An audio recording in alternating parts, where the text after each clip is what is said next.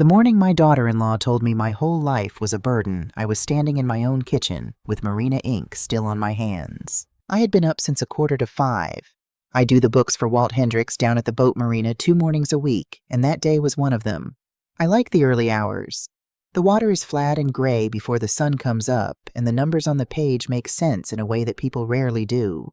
By 8, I had the marina ledger balanced to the penny. By 8:30, I was home. I came in through the side door with my green notebook under my arm and the smell of printer toner still on my sleeve. Ashley was at the counter with her phone. She did not look up. "You smell like an office," she said. Or a bait shop. I can never tell which. I set my keys in the little dish by the stove. That dish has been there since 1991. My husband Ray bought it at a yard sale for $1, and I never had the heart to move it. "Good morning to you, too," I said. Ashley finally looked at me. She has a way of looking at a person like she is deciding whether they are worth the trouble. "I just mean you don't have to do all that anymore, Kara. The little jobs. It's kind of sad, honestly. A woman your age driving around doing other people's math. I am 68 years old. I have kept books for the marina, for Judy Barnett's bakery, and for 3 other small shops over the years. I have never once been late with a number. But to Ashley it was a hobby, something to keep the old woman busy. Upstairs a door opened and shut. Feet came down the stairs slow and heavy. That was my son Kevin.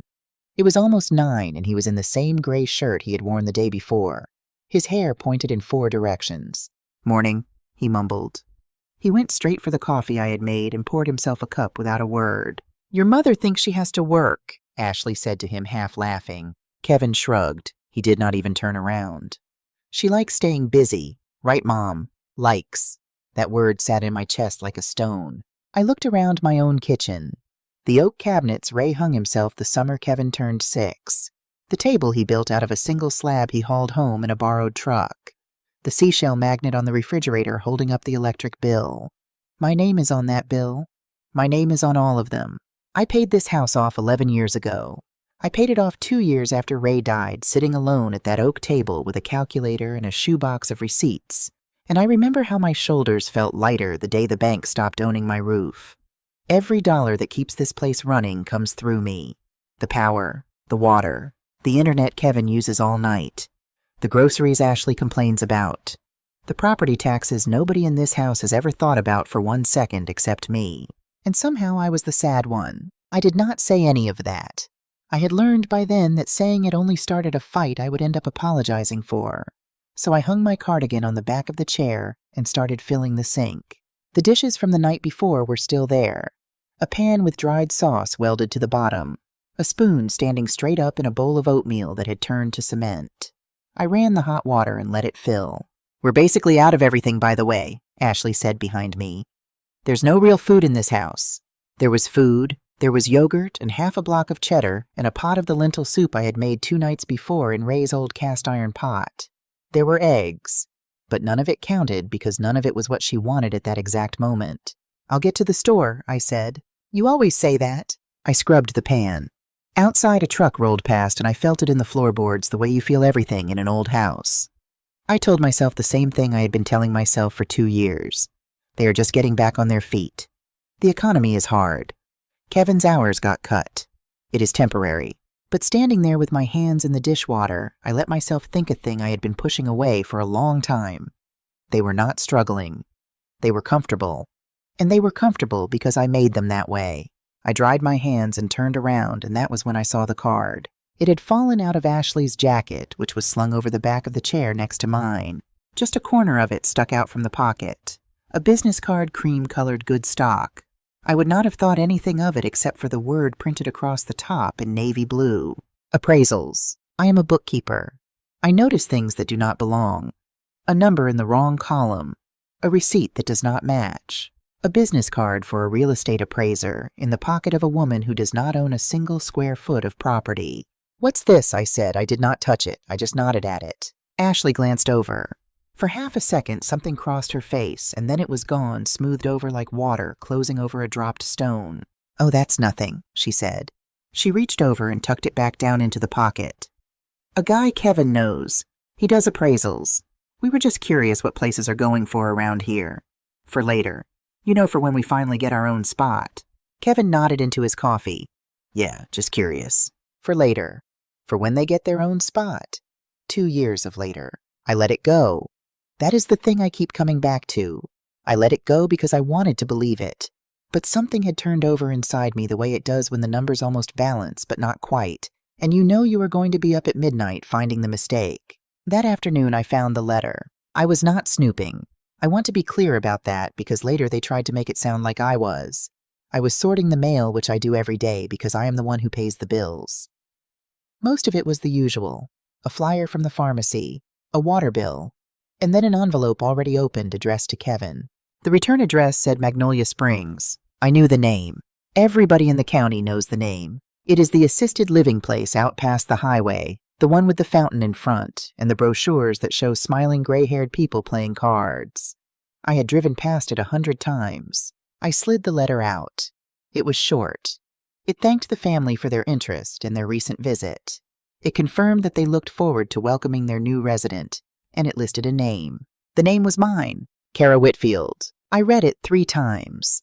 I sat down at the oak table and I read it 3 times, and the 3rd time the kitchen felt very far away, like I was looking at it through the wrong end of a telescope. Their new resident, me. A visit I had never made, an interest I had never expressed. Now I want you to understand something about me. When I get scared, I do not scream and I do not cry. I get quiet and I start counting. It is what I have done my whole life. When Ray got sick, I did not fall apart. I made lists. I balanced what we had against what we would need. Counting is how I keep the floor under my feet.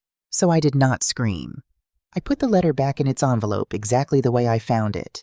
I put it back in the stack of Kevin's mail. And I went to the hall closet, and I pulled down the plastic bin from the top shelf, the one with all my papers in it. Mortgage records, tax records, insurance, the deed, the quiet paperwork of a whole life. I carried it to the table and I started going through it slow the way I go through a ledger. And near the bottom in a folder I did not remember making, I found a document I did not remember the way it was described to me. It was a power of attorney. Now here is what I remembered. A few months back, Ashley had come to me with a folder of papers. She was very sweet about it, which should have been my first warning. She said that at my age I ought to have something in place just in case. Just in case I ended up in the hospital and could not sign for myself. She said it was standard. She said everybody did it. She said it just let her handle a bill or two if I was laid up, nothing more. I trusted her. God help me. I trusted her because she was my son's wife and the mother of my granddaughter, and I did not think that a woman who ate at my table every night would lie to my face about a piece of paper. I signed it. There was a notary there, a young man Ashley had arranged, and 2 people to witness.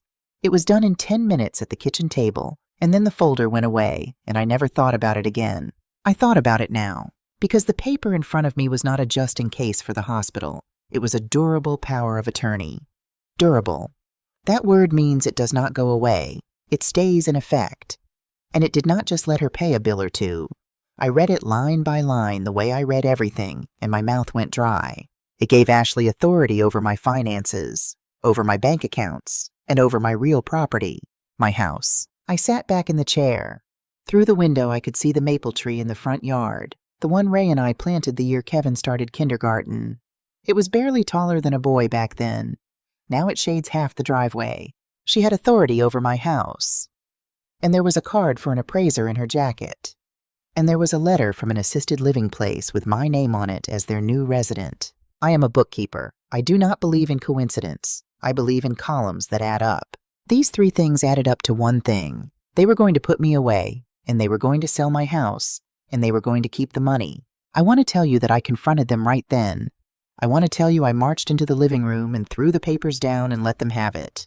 But I did not, and I am not ashamed of that, because I have learned that the loudest person in the room is almost never the one who wins. Instead, I did what I do best. I started keeping records. I got out my phone. My granddaughter Paige set it up for me last Christmas and showed me how to take a picture with it, and she laughed at how slow I was. And I did not mind because she was laughing with me, and not at me, which is a thing that had become rare in that house. I took a picture of the power of attorney. Every page. I took a picture of the letter from Magnolia Springs. I put everything back exactly where it had been. Then I sat and I made a list in my green notebook in my own shorthand the way I do the ledgers, so that if anyone ever picked it up, they would just see a bookkeeper's scribbles. Card, appraiser, Navy, Ashley Coat, letter, Magnolia Springs. My name, new resident, Kevin Mail, POA, durable, finances, real property, signed under false description. I looked at that last line for a long time. Signed under false description, because that was the crack in the whole thing, and I knew it even then before I knew a single word of the law. She had told me it was one thing. It was another. That was a lie, and lies leave a trail, and I have spent 40 years following trails.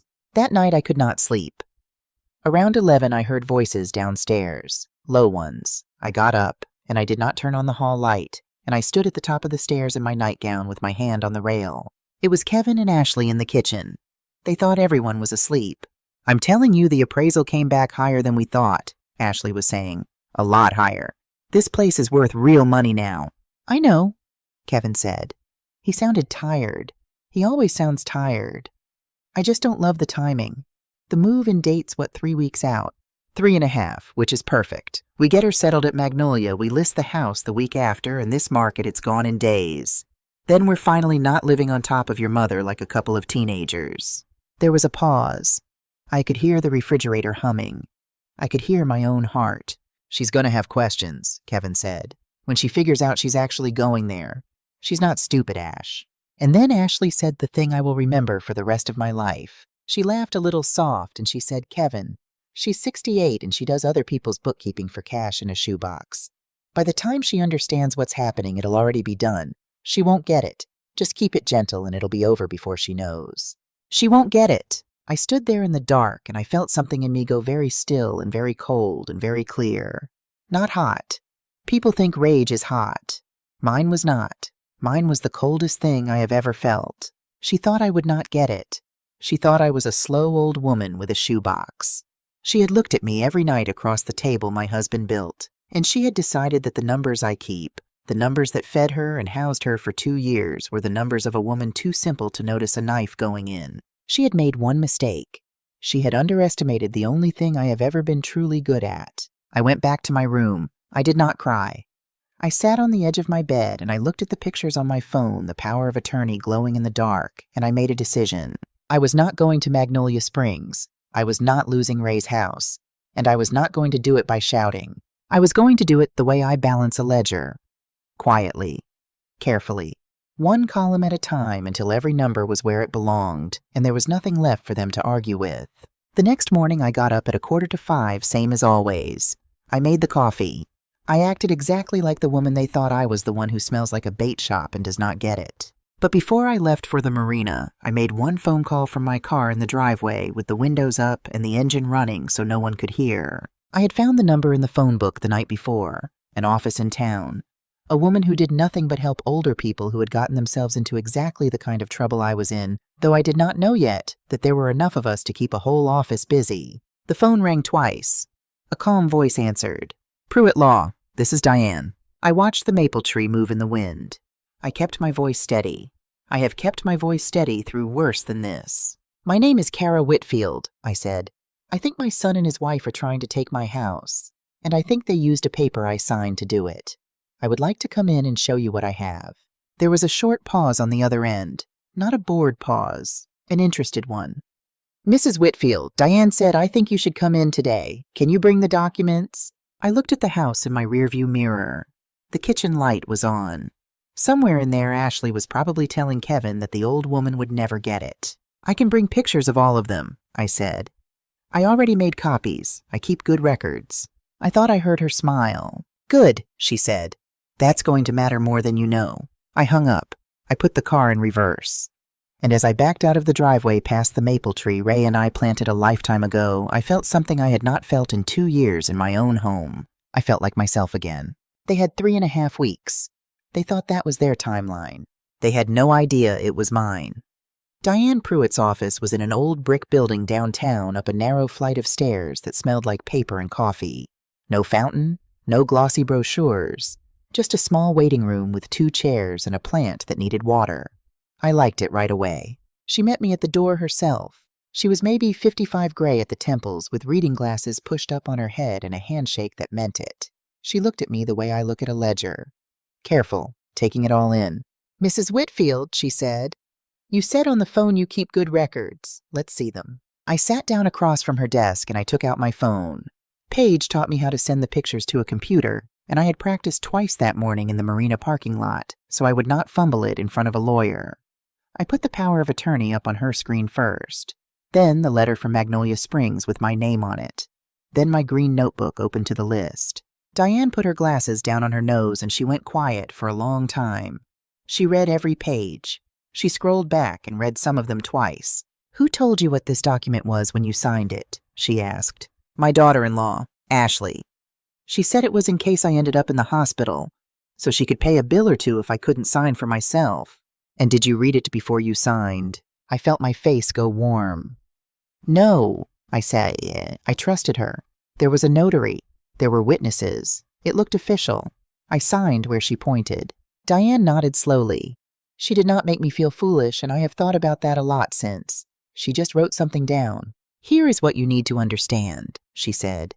"And I am going to tell it to you plain because you strike me as a woman who would rather have it plain." I would. "This is a durable power of attorney. Durable means it stays in effect even if you become incapacitated. It does not expire on its own, and it is broad.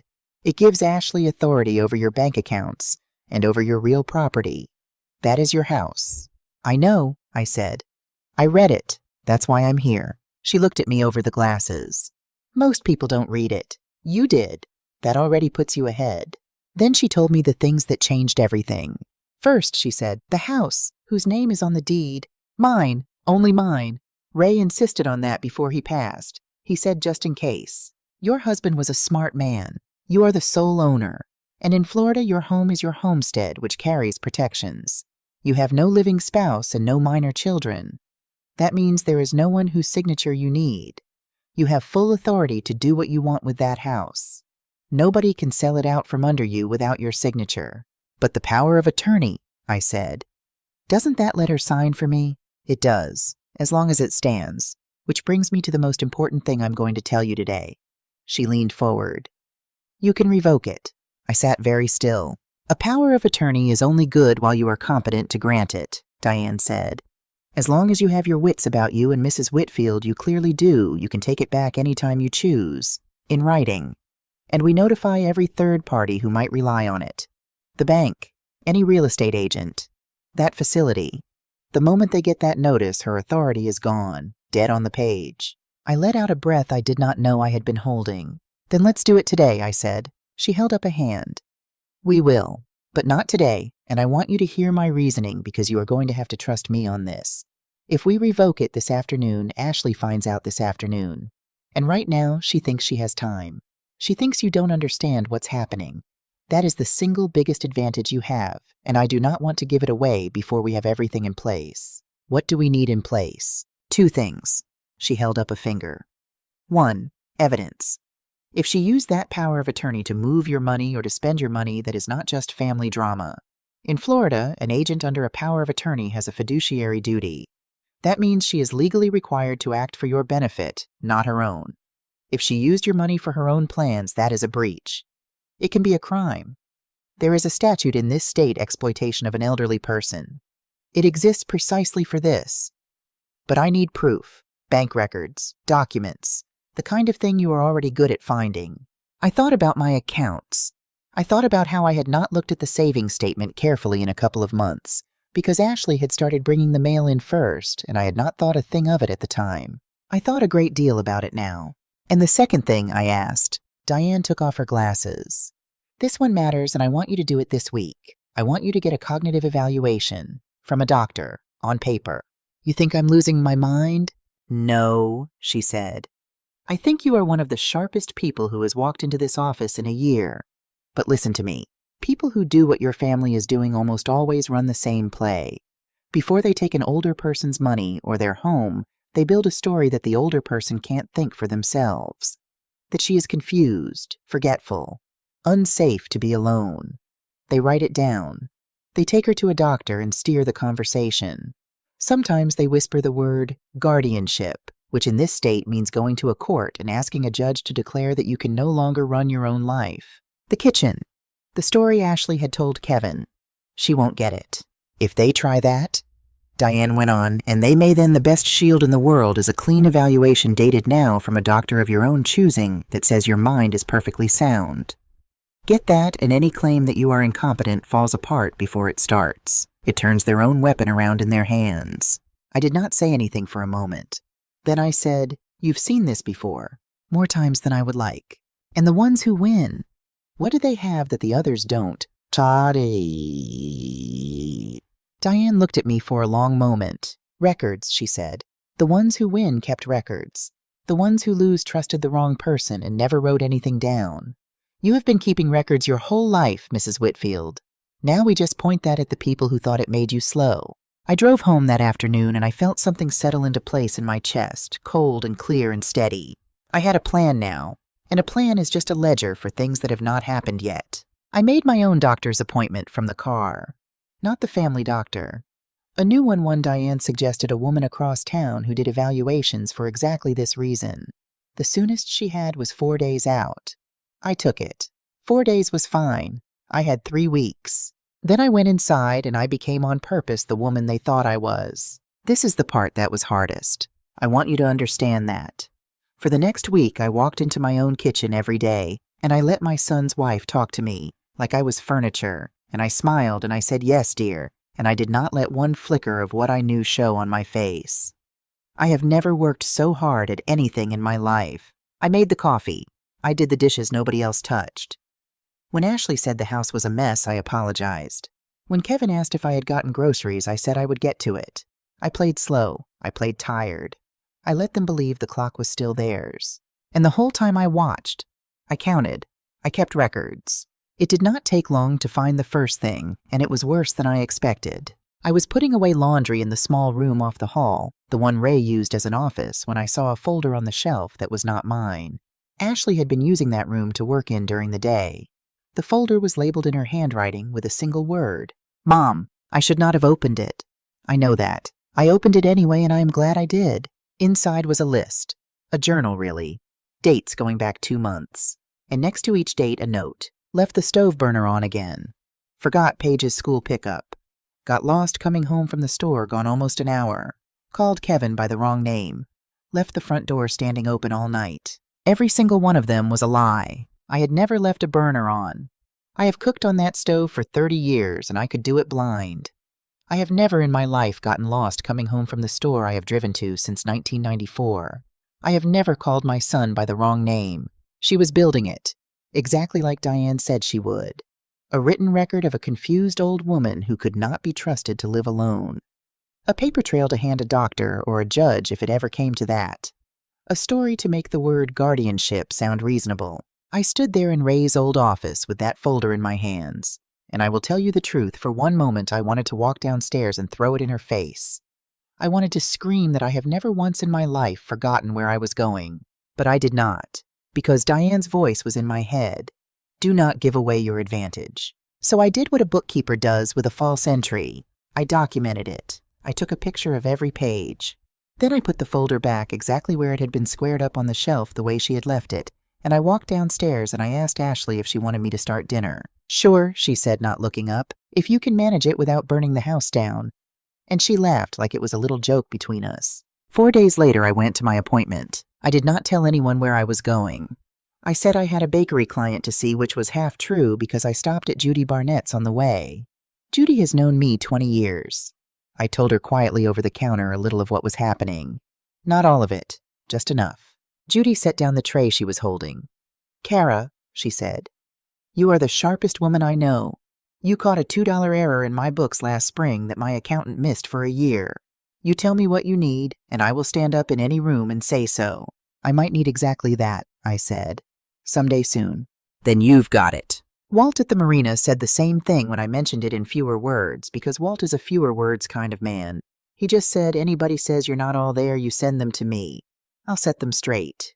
And he went back to his coffee. The doctor spent almost an hour with me.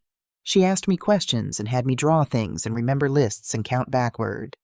At the end, she took off her glasses the way Diane had, and she smiled. "Mrs. Whitfield," she said, "your cognition is completely intact. Better than most people half your age, frankly. I'll have this written up and signed for you by Friday. I drove home with that in my pocket or near enough, and it felt like armor. Now I had my shield. I still needed the sword. And the sword came from the last person in that house I expected. It was Paige. My granddaughter is 15.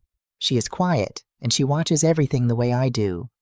And I think that is why she and I have always understood each other. She had been staying out of the house more the way she does when her parents fight.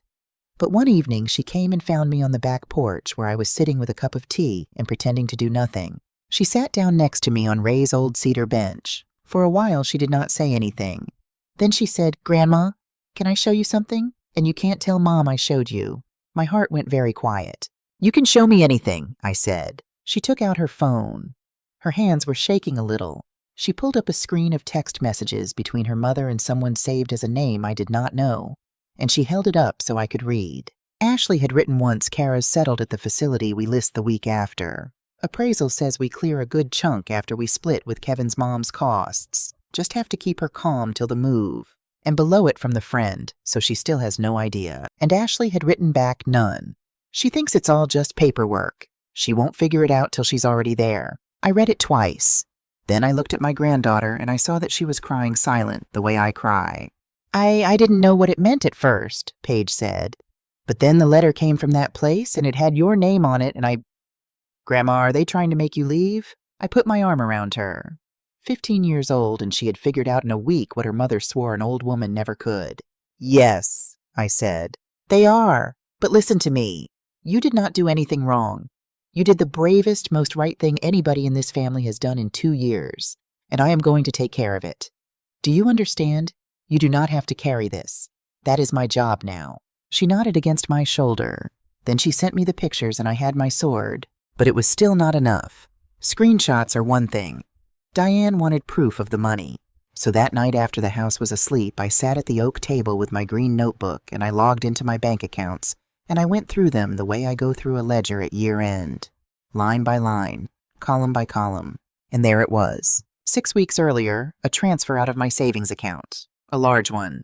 Larger than I would ever move without a reason. It went to an account I did not recognize. I traced it, and the account belonged to Ashley.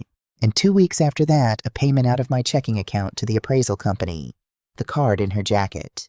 She had paid the man who valued my house with my own money. She had not just planned to take my house. She had already started spending my money to do it. Under a power of attorney I signed because she lied to me about what it was. That was the breach. That was the crime with a name in the Florida statutes. That was everything Diane needed. I photographed the statements. I wrote it all down in my notebook clean and dated the way I write everything. Then I sat there in the dark kitchen for a long moment, and I looked at the seashell magnet on the refrigerator holding up the electric bill with my name on it, and I made the call in my head.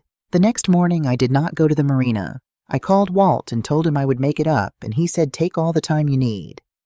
I drove straight to Diane's office with everything. She went through it slowly, the statements, the transfer, the appraisal payment, the incompetence journal, Paige's screenshots.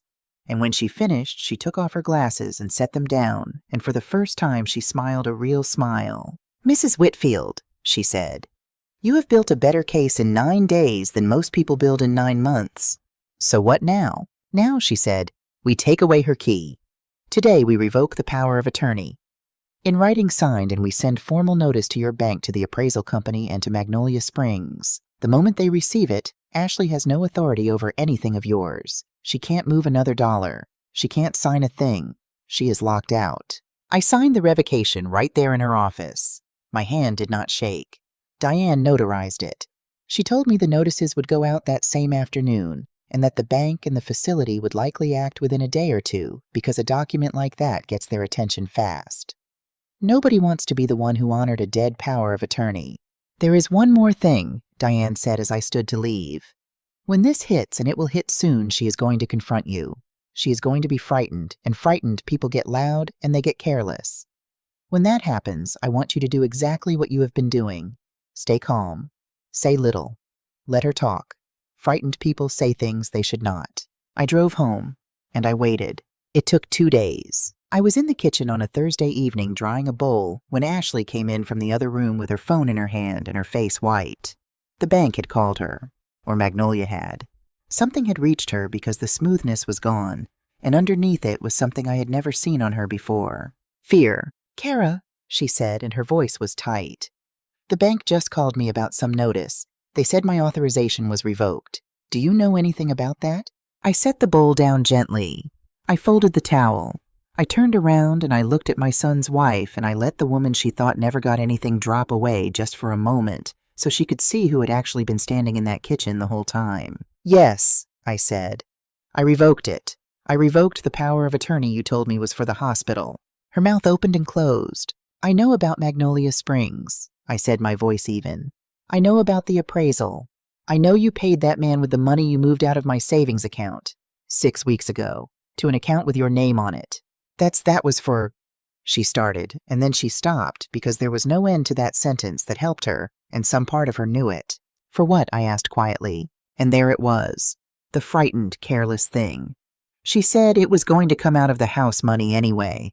You were going to be taken care of. We were going to split it after your costs. You would have been fine. The house money, after my costs. We were going to split it. She heard herself say it. I watched her hear it. I watched the color come and go in her face as she realized she had just described the whole thing out loud in my kitchen, standing next to the table my husband built. For a long moment, neither of us moved. The refrigerator hummed. Somewhere upstairs, I heard Kevin's feet on the floor. Then Ashley's fear turned into something else, the way a cornered thing will turn. Her chin came up. "You can't just cut me out," she said. "We have been living here. We have rights. And you." Her voice sharpened. "You told us.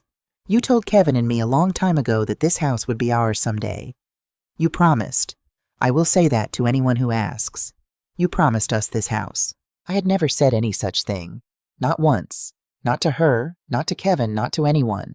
But I looked at her face and I saw that she was going to say it anyway. As many times as she had to. To Kevin, to the family, to a court if it came to that. She had lost the money. She had lost the power of attorney. And now she was reaching for the last thing she had, which was a lie, and she was going to swing it like a bat. I did not raise my voice. I have never needed to. "No," I said. "I didn't. And Ashley, I want you to think very carefully about what you say next, because I have written down every single thing that has happened in this house for the last 3 weeks." Her eyes flickered to my green notebook on the counter. "Every number," I said, "adds up." And I picked up the towel, and I hung it on the rack, and I walked past her out of the kitchen, steady as anything, while behind me my daughter-in-law stood very still and understood for the first time that she had badly misjudged the old woman who did the books. Ashley did not go quiet after that night in the kitchen. I did not expect her to. A cornered animal does not lie down. It looks for the softest thing to bite. The softest thing she decided was the family. By the weekend, she had made her phone calls. The first one I heard about was to Loretta Dean Ray's cousin, a woman who has collected other people's troubles her whole life the way some people collect spoons.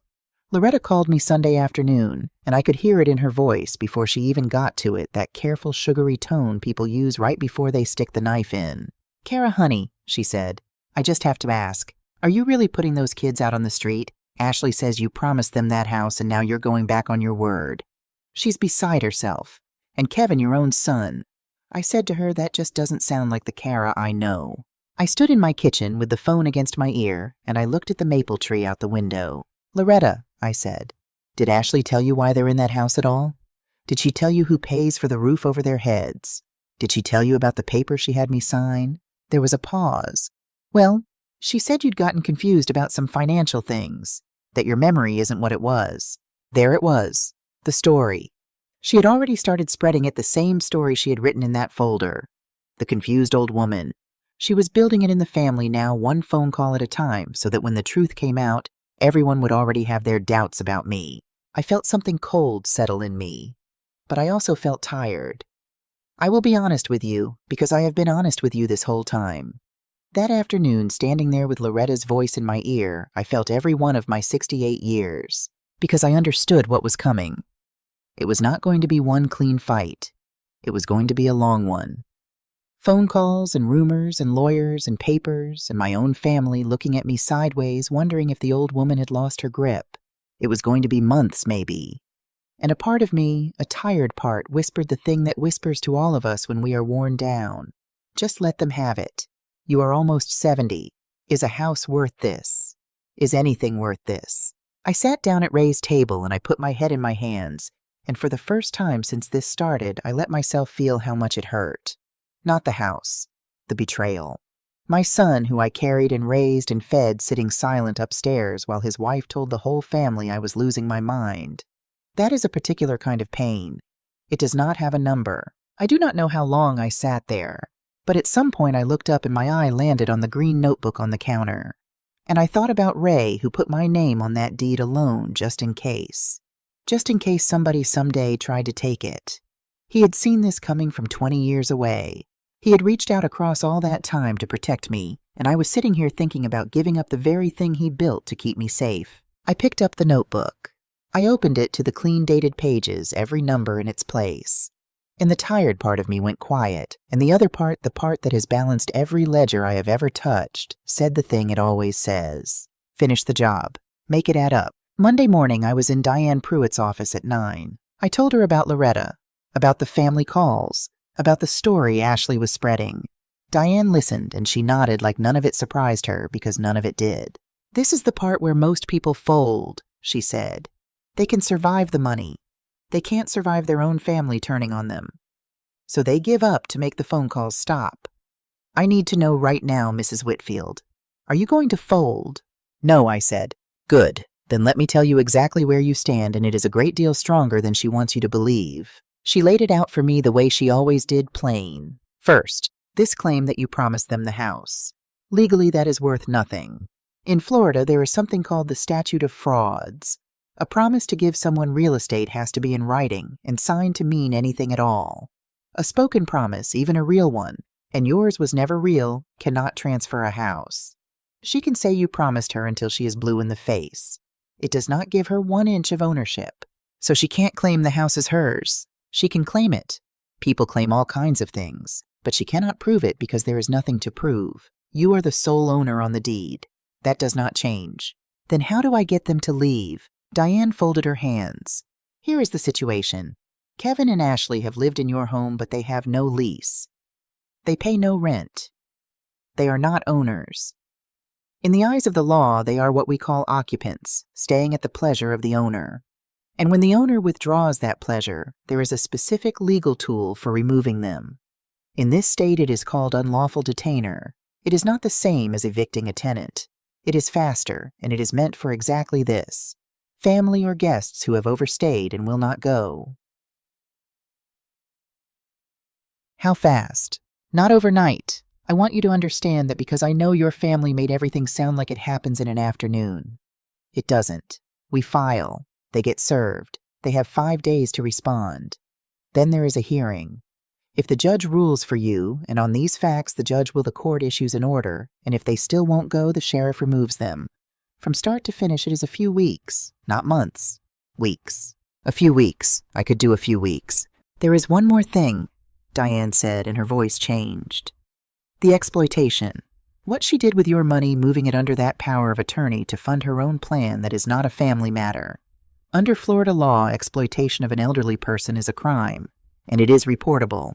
I am obligated to tell you that you have the right to report it to law enforcement and to Adult Protective Services. You do not have to. But you should know that the moment that report exists, everything changes for her. Why? Diane looked at me. Because right now she is playing a game where the worst thing that happens to her is she has to move. The minute there is a criminal exploitation report with real bank records behind it, the worst thing that happens to her is a great deal worse than moving. And people behave very differently when they finally understand the actual stakes. I sat with that for a moment. This was my son's wife. Whatever she had done, if I made that report, I could not take it back. But then I thought about that folder labeled Mom. I thought about the burner I never left on, and the trip to the store I never got lost on, all of it written down to convince a doctor, a judge, the whole world that I was too far gone to speak for myself. She had been building a case to erase me, to take my mind away on paper so she could take my house, in fact. She had not hesitated for 1 second to do that to me. File the unlawful detainer, I told Diane, and prepare the exploitation report. I want it ready to go, everything documented. And Diane, I paused. I want to give Kevin 1 chance, before it goes to the police. 1 chance to do the right thing. He is still my son. Diane nodded slowly. That is your call. I would only tell you this. Give him the chance, but do not wait on it. Have everything ready to move the moment he chooses wrong. We filed that week. When the papers were served, the house changed. It went cold and quiet in a way I had never felt in 30 years under that roof. Ashley stopped speaking to me entirely, which was almost a relief. Kevin skulked around the edges of rooms. And Ashley, I could see, was frightened again, and this time she could not smooth it over because the paper in her hand was not from me. It was from a court. That was when she reached for her last and worst idea. She came to me one evening, and her voice had gone soft and dangerous, and she said, "You know, if you push this, we're going to have to tell people the truth about your condition. Kevin and I have been documenting things for months. Your confusion, the safety issues. We didn't want it to come to this, but if you're going to act like this, maybe you shouldn't be making these decisions at all. Maybe someone needs to make them for you. There are ways to do that. Legally. Guardianship." She was saying the word Diane had warned me about all those days ago. The threat to go to a court and have me declared unfit to run my own life. The final move. Take away her mind on paper, and everything else follows. She thought it was her trump card. She had no idea she had just picked up the thing that would bury her. Because here is what Ashley did not understand, and what Diane had explained to me carefully, so that I would not be afraid of exactly this moment. In Florida, you cannot simply declare someone incompetent. You cannot write it in a folder and make it true. To have a person declared unfit, you have to petition a court. And the court appoints a committee, 3 people, professionals. They examine the person themselves in person, and they report to a judge. It is not something a daughter-in-law decides at the kitchen table. It is a public legal proceeding out in the open with real doctors looking at real evidence. And I had a signed evaluation dated and current from a doctor of my own choosing that said my mind was completely sound. Better than most people half my age, she had written. So if Ashley went to that court and claimed I was incompetent, one of 2 things would happen. Either the committee would examine me and find exactly what my doctor found, and her claim would collapse in front of a judge. Or worse for her, the whole proceeding would open the door to everything else. Because the first thing a court asks in a guardianship case is who has been handling this person's money and how. And the answer to that question was a transfer to Ashley's account, and an appraisal she paid for with my savings under a power of attorney she got by lying. She would be walking into a courtroom waving a flag that said, "Look closely at me." I looked at my daughter-in-law standing in my kitchen, threatening to have me erased, and I did not feel afraid. I felt almost sorry for her because she had just handed me the last piece. "Ashley," I said quietly, "I want you to go ahead and try that. I truly do. Because the day you file to have me declared incompetent is the day 3 court-appointed professionals examine me and read my doctor's report. And it is the day a judge asks who has been managing my finances. Would you like to be the one who answers that question under oath?" The color went out of her face. "I know exactly what you did with my money," I said. "It is all documented. Bank records, dates, the account it went to. And my lawyer has a report ready to hand to the police and to the state describing every bit of it. Exploitation of an elderly person. Look it up. It has a number in the Florida statutes. It is not a family disagreement. It is a felony." She opened her mouth. Nothing came out. "So yes," I said. "Please, go to a court and tell them I am not in my right mind. I would love for a judge to take a very close look at this family's finances. Wouldn't you?" She did not threaten guardianship again. Word travels, and it travels fastest through the people, trying hardest to keep it quiet. Within a few days, the appraiser had a lawyer's letter and stopped returning calls. Magnolia Springs, once they understood there was a revoked power of attorney and a coming exploitation report attached to the account, closed the file entirely. No facility wants to be the place that took a woman in against her will while her savings were being drained. They ran from it. Everyone Ashley had lined up to help her simply melted away because none of them were willing to stand next to a felony to do her a favor. She was left with nothing. No power of attorney, no money moving, no facility, no promise that meant anything, no claim to a house that was mine alone, and an unlawful detainer working its way through the court, heading in one direction, only with a criminal report sitting on my lawyer's desk, waiting on my word. That is when I gave Kevin his one chance. I found him alone in the garage one evening, sitting on an old stool, staring at nothing. He looked terrible. He looked like a man who had finally understood the size of the thing he had gone along with. I sat down on the step across from him. For a while, neither of us spoke. Then I said, I know you knew Kevin. Maybe not all of it, but you knew enough. He did not deny it. That was something. He put his face in his hands. I didn't want it to go this way, Mom, he said, and his voice broke. She said it was the smart thing. She said you'd be better off that the place had nurses, that we'd all have money and nobody would be stressed anymore. She made it sound like we were helping you. And I didn't want to look at it too closely, because if I looked, I'd have to see what it really was. What was it, Kevin? He was quiet a long time. Then he said, we were going to throw you out of your own house. And I let her tell everyone you were crazy so we could do it. Hearing my son say it out loud broke something in me and healed something too. Because at least he could say it. At least there was still a man in there who knew right from wrong when he was finally made to look. Here is what happens now, I said. You are all going to move out of my house. Diane can help you find something you can actually afford, and I mean that as a kindness, not a punishment. That part is not negotiable, and it was never going to be. But you get to choose one thing, and only you. Ashley used a power of attorney she got by lying to move my money and try to take my home. I can report that to the police. I have every right to. The only reason I have not yet is you and Paige. He looked up. If you leave, all of you, quietly and soon, and if you never try to touch what is mine again, I will let the criminal part go. Not because Ashley deserves it. She does not. Because I do not want my granddaughter watching her mother arrested, and I do not want to spend the years I have left in courtrooms. But that mercy has a price, Kevin, and the price is you become a person who protects his mother instead of a person who lets someone rob her. Can you be that? Starting now. He wiped his face with the back of his hand. Yeah, he said. Yeah, Mom, I can. They were gone within 2 weeks. It did not need the sheriff in the end. Once Ashley understood there was no house to take, no money to move, and a felony report sitting one phone call away, the fight went out of her. There is nothing to fight for when you have already lost. Diane found them a 2-bedroom apartment across town above a hardware store, and I will admit I helped with the first month not for Ashley, but because Paige needed a bed and a door, and a place that was not a war. Ashley never said she was sorry. I did not expect her to. She loaded her boxes and she left without looking at me, and that was fine. I had not done any of it for an apology. Kevin was the last one out. He stood in the doorway with a box in his arms, and he looked at the kitchen, really looked at it maybe for the first time in 2 years. The oak cabinets his father hung. The table his father built. The seashell magnet on the refrigerator. I'm sorry, Mom, he said, for all of it. I know, I said. Come to Sunday dinner. Both of us have some rebuilding to do, and it does not happen from across town in silence.